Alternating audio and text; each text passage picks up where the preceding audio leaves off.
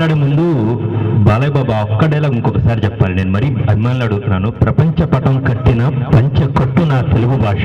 అయ్యా అద్భుతంగా చెప్పేస్తారు. యాక్చువల్గా రియల్లీ నైస్. ప్రతి కథ ఒక కథకుల్ని ఎన్నుకుంటుంది, ఒక గొప్ప కథానాయకుడిని కోరుకుంటుంది.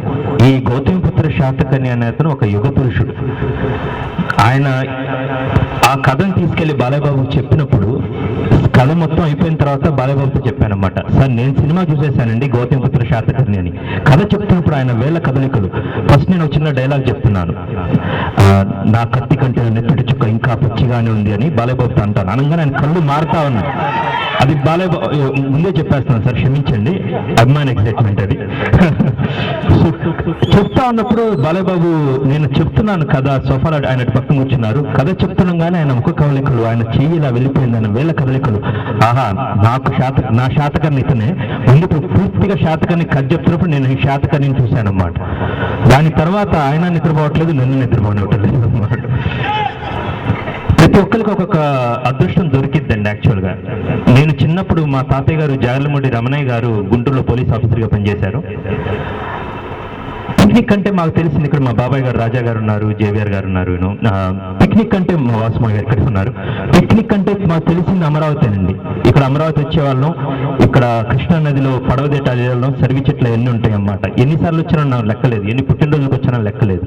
ప్రతిసారి చూస్తుండేవాడిని. నేను మొదటి సినిమా షూటింగ్ కూడా గమ్యం సినిమా ఇక్కడ అమరావతిలో చేయడం జరిగింది. అంజీబాబు గారు అక్కడే ఉన్నారు, వాళ్ళు హెల్ప్ చేశారు. వేదం కథ ఇక్కడ పుట్టింది వైకుంఠపురంలో. ఏదో తెలియని ఒక ఈ శాతకర్ణి పిలుస్తున్నట్టుంది రియల్లీ. నువ్వు ఈ కథ చెప్పమని వెళ్ళవయ్యా అని బాలయ్య బాబు గారికి ఆల్మోస్ట్ మొత్తం ఒక చిన్న ఛాన్స్, ఒక వెంట్రుక వాసంత ఛాన్స్ నాకుంది కథ చెప్పడానికి.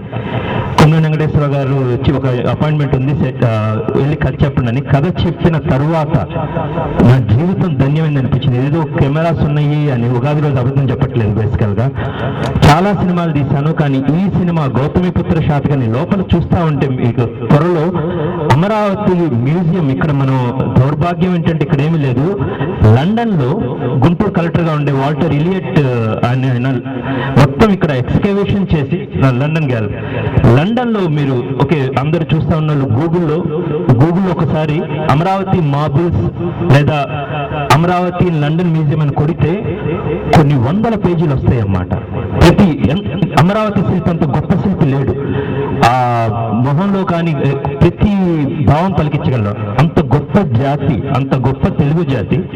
దక్షిణాది నుంచి ఒక తెలుగు జాతి, ఆయనకు 3 రాజధానులు, కోటిలింగాల కరీంనగర్లో, అమరావతి అప్పుడు దాని ధాన్య కటక నగరం అనేవాళ్ళు, ధాన్య కటకపురి, ధన కటకపురి అని కూడా అనేవాళ్ళు. కటకం అంటే రహదారి, ధనానికి రహదారి. ఈ కృష్ణా రివర్ లోనే ఒక పెద్ద పోర్ట్ ఉండేది. ఇంత రిచ్ ప్లేస్ ఎక్కడ లేదు బేసికల్ గా. ఇక్కడి నుంచి అనేక గణరాజ్యాలుగా, 33 గణరాజ్యాలుగా, ఖండాలుగా ఉన్న ఒక ఈ నేల మొత్తాన్ని కలిపి అఖండ భారతావని చేసింది ఒక తెలుగువాడు, ఒక గొప్ప కింగ్, ఒక వారియర్ ఎంపరర్. ఇతను కథ చెప్పే అవకాశం నాకు రావటం అనేది చాలా అదృష్టంగా భావిస్తున్నాను. మోర్ దాన్ దాట్, ఒక గొప్ప కథానాయకుడు. ఈ శాతవాహనుల ఈయన శతవ చిత్రం, 100వ చిత్రం 2 రావటం అనేది గ్రేటెస్ట్ ఆనర్ ఫర్ మీ. ఈయన ఒక యుక్త వయసులోని రాజుగా వచ్చిన తర్వాత 18 సంవత్సరాలు కామ్గా ఉండి 1,00,000 మంది కాల్బలం, ఒక 12,000 గజబలం, 23,000 అశ్వబలం, క్యావలరీ, ఇది మొత్తాన్ని తీసుకుని ఒక ముహూర్తం పెట్టుకొని దేశం మొత్తాన్ని యుద్ధంలో జయించాడా, లేకపోతే శరణన్న వాళ్ళని సామంతులుగా తీసుకుని ఒక దేశంగా ఏర్పరిచి, ఈ రోజు నుంచి మొత్తం ఈ దేశం అంతా ఏర్పడిన తర్వాత ఓకే ఈ రోజు మొదటి రోజు హిందూ కాలమాన పట్టికలు రాయండి అన్నాడు. ఆ రోజు యుగానికి ఆది, ఆ యుగాది ఈ ఉగాది. మనమే కాదు, కన్నడలో యుగాది అని జరుపుకుంటారు, మహారాష్ట్రలో గుడిపాడ అని జరుపుకుంటారు, సింధీ నది దాకా, నేను ఎక్కడో పాకిస్తాన్ దాకా చెప్తున్నాను, సింధు నది దాకా చేటీ పడా అని చదువుకుంటారు. మారిషస్ లో, బాలీలో, కాశ్మీర్లో నెవరా అని, మణిపూర్, నార్త్ ఈస్ట్ మణిపూర్ లో మొత్తం కూడా ఒకే పండుగ జరుపుకునే వాళ్ళు. ఈ రోజు నుంచి మొదటి రోజు ఈయన ఒక గొప్ప ఎంపరర్ కదా, అది తెలుగువాడు అన్నందుకు మనం గర్వపడాలి. అందుకన్నా ఎక్కువగా భారతీయుడు ఒక కలగని మొత్తాన్ని కలగలిపి ఒక దేశం చేసి ఆ దేశానికి భారత మాత అని పేరు పెట్టిన ఒక గొప్ప కింగ్, వారియర్ ఎంపరర్.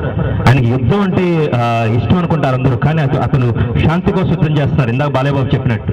సో ఇలాంటి ఒక కథని కమర్షియల్ హంగులు జనరల్గా అనుకుంటారు, క్రిష్ ఏంటి నువ్వు అన్ని క్లాస్ సినిమాలు తీస్తావు కదా అని. బాలయ్యబాబు డైలాగ్ ఉంది, ఒకవైపే చూశారు ఇప్పుడు దాకా, నన్ను రెండో వైపు చూడలేదని. నా ఒక స్టార్, ఇలాంటి star, there is no greater talent than this. నేను నిజంగా చెప్తున్నాను. ఇప్పుడు మీరు గుంటూరు నార్త్ సెంటర్లో భైరవ దీపం నేను ఎన్నిసార్లు చూసాను నాకు లెక్కలేదు. ఆదిత్య త్రీక్స్ నేను ఎన్నిసార్లు చూసాను లెక్కలేదు. సమరసింహారెడ్డి కావచ్చు, నువ్వు ఎన్నిసార్లు చూసాను ఇప్పుడు దా లెజెండ్ దాకా. ఇది గ్రేట్ టాలెంట్. అలాంటిది ఇప్పుడు కలలు కంటా ఉన్నాను అన్నమాట. ఇది బలంగా కోరుకుంటే జరిగిద్దని. గౌతమిపుత్ర శాతకర్ణి కథ చెప్పాలి, ఇలాంటి కథానాయకుడు నాకు కావాలి. గ్రేట్ టాలెంట్, గ్రేట్ ప్యాషన్, అన్నిటికన్నా మించి ఒక రోషం ఉంది. ఇలాంటి కథ నేను చెప్తాను, రావయ్యా చేద్దాం అన్నాడు అన్నమాట. ఆ ఆపర్చునిటీ నాకు ఇచ్చినందుకు sir thank you so much sir.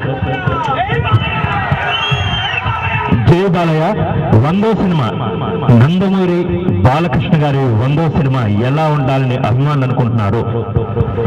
Gautamiputra Satakarni ఈ రోజు నుంచి మీరు ఒకసారి గూగుల్లో చూడండి. అమరావతి మన ఒక తెలుగువాడి కథ. ఇది మొదటి తెలుగువాడు భారతదేశాన్ని మొత్తాన్ని కలిపి ఒక దేశంగా తయారు చేసినాడు మనది. మీరు ఒకసారి ఇంటర్నెట్లోకి వెళ్ళి క్లాసికల్ పీరియడ్ అని కొడితే మన భారతదేశం మిడిల్ పీరియడ్ నుంచి క్లాసికల్ పీరియడ్ అంటాము. అది స్టార్ట్ అయిందే శాతవాహన ఎంపరర్ గురించి. ఒకసారి క్లాసికల్ పీరియడ్ ఇవన్నీ అట్లీస్ట్ యూత్ ఒక్కసారి చూడండి. ఇంతకన్నా కమర్షియల్ స్టోరీ నాకు తెలియదు. Most powerful king, most powerful hero, unfortunately and unsung hero. అతన్ని కథని, అతన్ని గాథని అద్భుతమైన కమర్షియల్ గా తెలుగు ప్రేక్షకుడికే కాదు, భారతదేశంలోని ప్రతి ప్రేక్షకుడికి ఇది ఒక భారతీయుడు కథ. నందమూరి బాలయ్య బాబు అభిమానులందరికీ అద్భుతంగా నచ్చిద్ది. అదేవిధంగా ప్రతి తెలుగు చలనచిత్ర ప్రేక్షకుడు ఒక్కరికి అందరికీ నచ్చేటట్టు ఒక గొప్ప స్క్రిప్ట్ రాసుకున్నాము.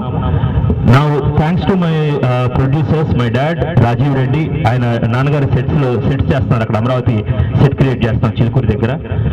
ఆ పనిలో ఉన్నారు. నెక్స్ట్ రాజీవ్ రెడ్డి గారు మొరాకోలో ఉన్నారు. We are planning to shoot. Balayyababu next ఎప్పుడు షూటింగ్ ముహూర్తం డేట్స్ కూడా చెప్తారు. నెక్స్ట్ నాకు బిబా శ్రీనివాసరావు గారు, నెక్స్ట్ దేవిశ్రీ ప్రసాద్ గారు మ్యూజిక్ చేస్తున్నారు. జ్ఞానశేఖర్ మీ అందరం ప్రేమగా బాబా అనుకుంటాం, నాకు కంచె సినిమా ఆయనే చేశారు, ఆయన కెమెరా చేస్తారు. Bhupesh Bhupathi art director. And ఇది హ్యూజ్ టీమ్. మా గురువు గారు సీతారాం శాస్త్రి గారి సినిమాకి అన్ని పాటలు రాయబోతున్నారు. నెక్స్ట్ సాయి మాధవ్, బుర్రా సాయి మాధవ్ గారి సినిమాకి డైలాగ్స్ రాస్తున్నారు.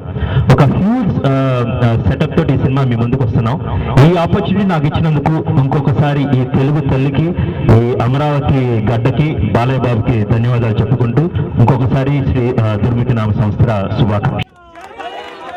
Please subscribe. Please do subscribe. Please subscribe. Please subscribe. Please subscribe to our YouTube channel.